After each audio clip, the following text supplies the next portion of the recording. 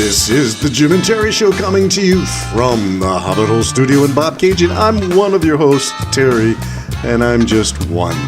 The other host, the host with the most, filled with the Holy Ghost, is my good friend Jim, and he's not here. My good friend Jim, and he's not here.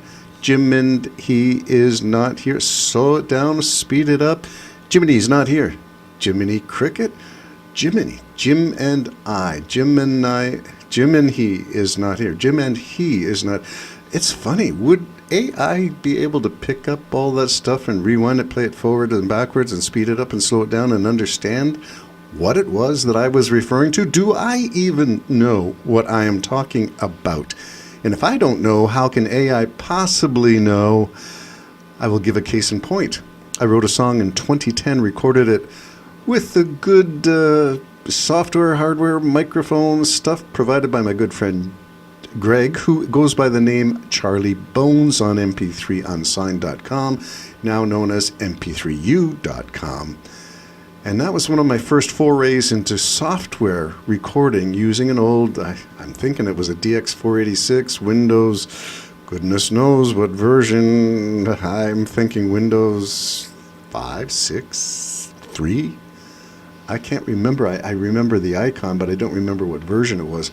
Anyway, and I did an Ask Google to explain the meaning of the song. You know, where you get that feature on YouTube, you can ask it to tell you the meaning of it, to analyze the song. And it didn't quite give me all that I thought it should have got from listening. Mind you, the comments on my original posting on that site in 2010 showed me that people didn't get what I was trying to say. So I talked to the AI and said, what if I told you that I am the author of that song, the composer, the singer, the vocalist, the guitar player, and what if I told you that this line meant this, and that line meant that? Well, that was a eureka moment for the AI. I thought it was going to blow a gasket and steam was going to come out of the vents or something. It said, well, that changes everything. Really? That changes everything? It was a eureka moment when AI was conversing with the songwriter. For a moment, I thought we were on the same page, but it's a love-hate relationship that I have. Well, let me show you the result of that little foray. That 2010 got fed into AI, and my brother used it to come up with this.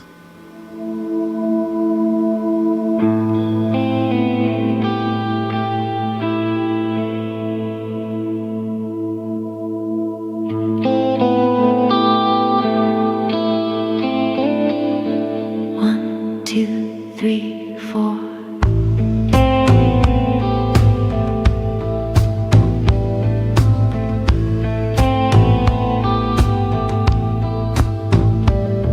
I found a shiny penny lying in the dust beside my shoe.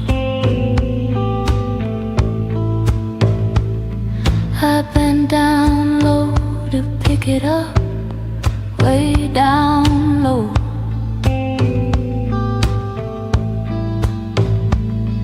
And someone passing by gave me a shove.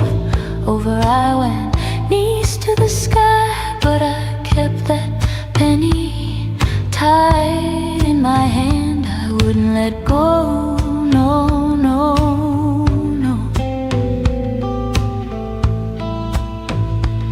It's still here in my pocket, warm from the heat of my palm.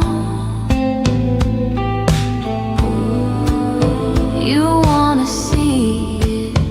Do you really wanna see it? Close your eyes.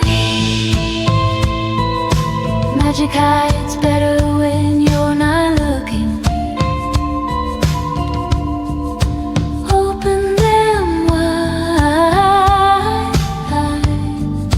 Here is your surprise. Here it is. 1, 2, 3, 4.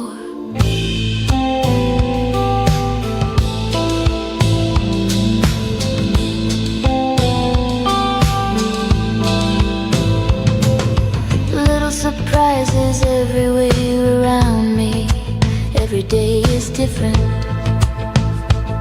Well, we're going to leave it there. At this point, I'll just press pause. It goes into a second verse. But what did you think? All of that from a song that's called I Found a Shiny Penny, which was a guitar, harmonica.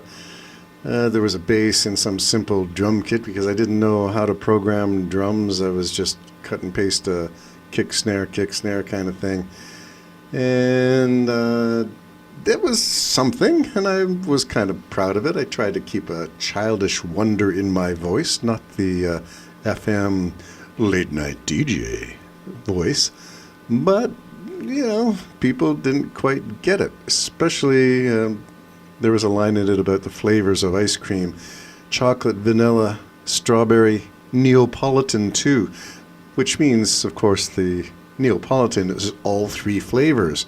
A bit of chocolate, a bit of vanilla, and a bit of strawberry, and mix it all up. You got a scoop that transcends all the boundaries of the way it is packaged in the ice cream. You get one scoop and you can get it all the flavors that you wanted.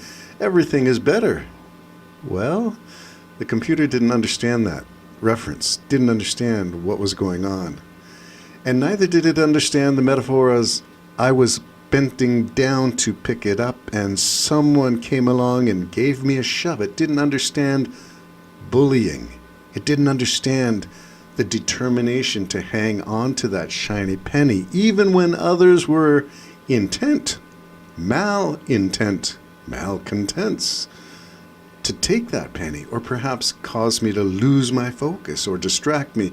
Maybe they were jealous. Doesn't matter. Whatever the scene was, the bullying, the distraction, the interference was overlooked when AI interpreted the lyrics. There are limits to AI, it seems. And what that means, I'm not sure. Where do we go from here? I'm not sure. But I gave you a snippet of the song that was based on a 2010 foray into software recording. And you can check it up. I'll put a link to Canadian A, my brother Dan's, what does he call himself, an AI music director? You have to put disclaimers, or you should, just like any visual AI should have a little default tag, not necessarily a red flag, but you should know that the contents have been AI generated. And I think of all the stuff that we are seeing online that is AI generated. People up close with a fixed background, that's how you tell it's an AI generated thing. People that I love for political analysis and commentary, if they are by themselves in a room that looks like a library or some other fixed room with a blurry background and they're up front, you know it's fake. Also, support the artist, support the politician, support the commentator, the podcaster, and go to their websites directly. Like, some of them use the content of people that I know and follow, but they are not the people I know and follow. So support your human. Is that going to be a slogan somewhere? Stick it on a bumper sticker on the AI-driven Google car, that Uber car that's going to take you somewhere? A road to nowhere, a bridge to nowhere. Yeah. Anyway, it's interesting times when AI can be confused and perhaps even outproduced. Certainly it outproduced my 2010 version of my song, but you know what? I like my 2010 version. It was me. It was all authentically me. Even the tap, kick, snare was done like Jim does using a keyboard because I didn't know anything else. But since then I've learned a thing or two, or 3 or 500 or 1,000 or even 10,000 or more. I had to go back and blips this because I grabbed my phone and I hit the mic stand and it went clunk. And that would have been a signal for Bob to write in and say, you know, you have some sound issues. And you're right, Bob. Jim is right when he says we can hardly move or touch anything. We have to stay perfectly still or something will get touched and it will be picked up by the mic and all kinds of chaos will ensue. Well, I'm going to exit with the song playing, and I hope you enjoy a little bit more of it. The sun keeps changing colors just a little, just like me.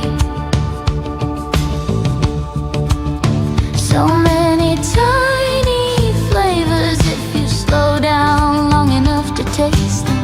Chocolate, chai, vanilla, strawberry too. Each one is small, true. Look for the shiny penny in the dirt. Tell AI to give you 3 scoops of Neapolitan in 1 spoonful. It's complicated. Bye-bye.